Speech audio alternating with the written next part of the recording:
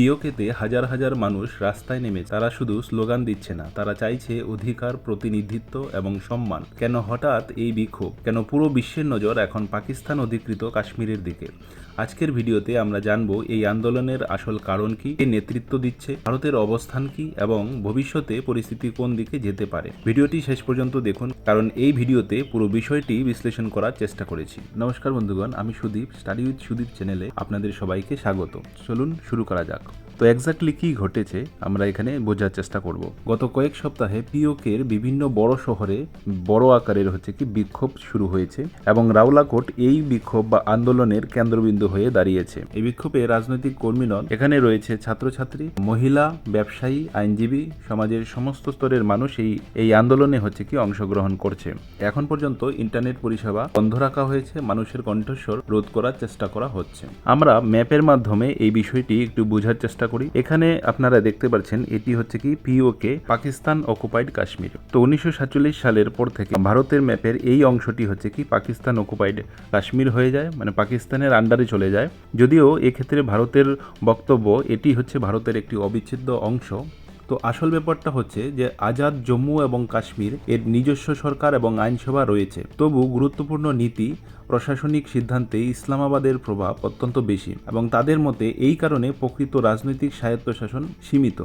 তবে পাকিস্তান সরকার এই অভিযোগ অস্বীকার করে। পিওকে লেজিসলেটিভ অ্যাসেম্বলিতে টোটাল 53টি সিট রয়েছে, তার মধ্যে 12টি সিট রিজার্ভ করা রয়েছে। এই রিজার্ভ সিটগুলি ইন্ডিয়ান অকুপাইড জম্মু এবং কাশ্মীর থেকে আসা রিফিউজিদের জন্য। বিক্ষোভকারীদের অভিযোগ, এই ব্যবস্থার ফলে স্থানীয় মানুষের রাজনৈতিক প্রতিনিধিত্ব কমে যাচ্ছে। তাদের দাবি, সব নাগরিকের জন্য সমান প্রতিনিধিত্ব নিশ্চিত করতে হবে এবং এই ইস্যুটি আজকের আন্দোলনের প্রধান ট্রিগার হিসাবে সামনে এসেছে।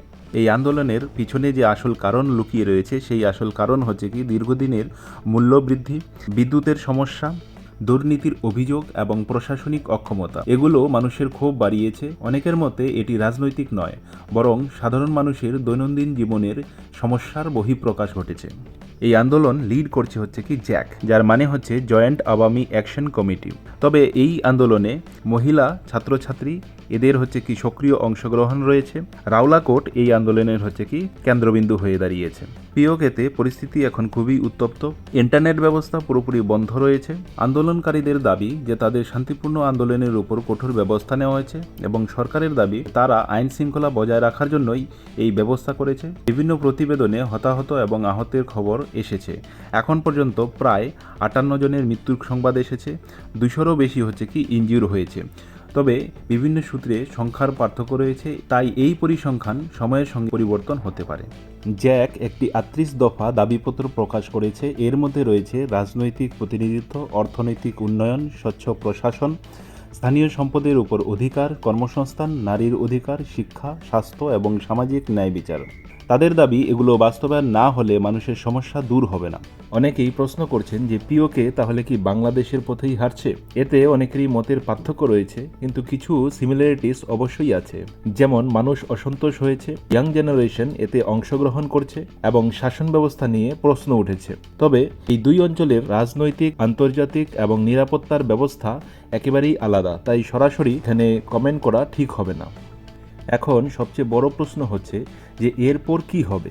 সম্ভাব্য কয়েকটি পরিস্থিতি সামনে আসতে পারে, যেমন প্রথমত আলোচনার মাধ্যমে সমাধান আসতে পারে।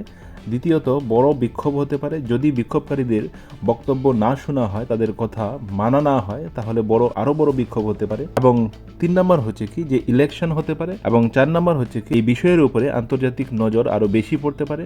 তবে বাস্তবে কি হবে তা নির্ভর করবে আগামী দিনের রাজনৈতিক সিদ্ধান্ত, জনমত এবং পরিস্থিতির উপর। পিওকের পরিস্থিতি এখনও পরিবর্তনশীল, যে কোনো কিছু ঘটতে পারে। নতুন নতুন তথ্য প্রতিদিনই সামনে আসছে। আপনার মতে এই আন্দোলনের ভবিষ্যৎ কি হতে পারে? কমেন্টে আপনার মতামত অবশ্যই জানাবেন। ভিডিওটি যদি ইনফরমেটিভ মনে হয় তবে অবশ্যই লাইক করুন, শেয়ার করুন এবং এমনই আন্তর্জাতিক বিশ্লেষণ, কারেন্ট অ্যাফেয়ার্স এবং কম্পিটিটিভ এক্সামের জন্য গুরুত্বপূর্ণ বিষয় জানতে স্টাডি উইথ সুদীপ চ্যানেলটি সাবস্ক্রাইব করতে ভুলবেন না। ধন্যবাদ। আজকের জন্য এখানেই শেষ করছি। আবার দেখা হবে পরবর্তী ভিডিওতে। জয় হিন্দ।